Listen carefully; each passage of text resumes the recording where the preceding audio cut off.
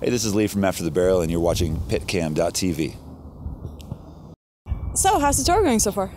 Tour's going great. Yeah. Having a good time. Yep. Done a few tours before with Born of Osiris, so it's just like being on the road with your friends. Yeah. It's a good time. What's your German fan base like? What's it like? Yeah. Are they good? Yeah, they're good. Okay. They're good. Crowds? Germany's always fun to tour in. Crowds are good. It's good appreciation for music, it seems like, of all kinds. So. Especially heavy music. Especially heavy music, yeah. Have you guys had a chance to look around, do some sightseeing? Yeah, we do a little here and there. Some days you get in a little later. Some days we've got the day to kind of wander around. We were talking earlier, I mentioned I've kind of been in this area a few times, so yeah. We go wander around, take pictures, see things, the wall. Yeah, the wall. What are you guys like on tour? What would describe you best, the way you act and, your attitude, everything? Just, we're trying to have as much fun as we can. Yeah. So. Because some bands, they stay most of the time in the bus, play video games, and some bands are like, we have to go out. There's a lot of, we're on tour with 3 other, nationally or internationally touring bands, and everybody kind of does their own thing. Some people go out and some people stay in, and at the end of the day, we're all hanging out and partying together. Yeah. But yeah, there's a lot of different personalities. I saw a photo on Facebook where you guys had each had a carb plate. What was that all about? Oh, we've got a couple good friends who live here in Germany, and they always bring us these interesting gifts. Okay. And they made us license plates with our initials, and then it says ATB on it, so that's what it was. Yeah. It's our personal initials, and it's just something from Germany, from them. So it's for your wall.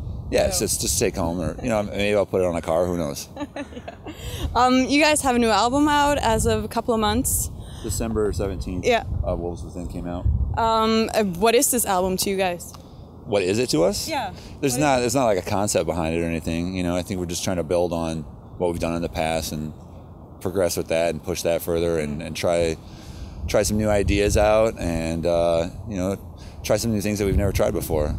I think that's what we'll do on the next one too, is try to take what we've already done and just push it a little bit further and try some new stuff and work out some new ideas.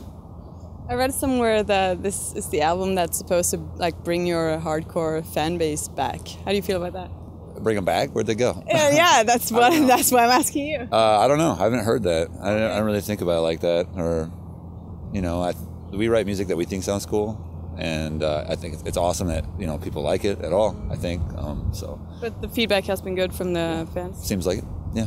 Okay. Because I also read that the last album, the album before that, it didn't sit all too well with some of the fans and with some of the critics. What was your impression? It was a little mellower. It was a little different. Definitely different than Rare Form or Forging Future Self, our self-release. But it was again, we were trying something different, and sometimes that's not always popular with people want to hear oh, I like this about this music, and then you change it, and they're like, why'd you change? And you're like, as an artist, like I said, you're just trying to take what you already do and maybe do it a little bit differently, try out new ideas and stuff like that. It's not always going to be received by everybody well, but it's Does it feel sometimes like it's the wrath of battle elitists raining down on you guys when you get that kind of response? Give people a chance and they'll hate on anything. Yeah. A friend of mine said that once, and so it's like whatever. Not everybody's gonna like it, and that's okay. Yeah. You left out the clean vocals this time around. Why was that? Guess we didn't find a place where we thought clean vocals would lend to the song. Yeah. It wasn't simple as that. It's not something. The writing is really organic. It's not like, oh, we're gonna do this with a song, or we're gonna do this. It's like, oh, I have this idea. Oh, that sounds cool with that. It's more like it happens a little more naturally. It's not like this is what we're gonna put into this song, and there needs to be clean vocals here. Yeah. If there's a part and that you think something like that might lend well to it, and we'll try it out. Maybe it doesn't work. Maybe it does work. So. You produced the album yourselves, or rather Justin and Trent did. Yeah. Why'd you choose to go down that way? We've done a lot on our own as a band, and that's kind of where our options landed, and that's just the route we decided to take. You're not control freaks. That's not why. Because some bands are. Yeah, some bands. I think everybody wants things to turn out the way that they want it to turn out.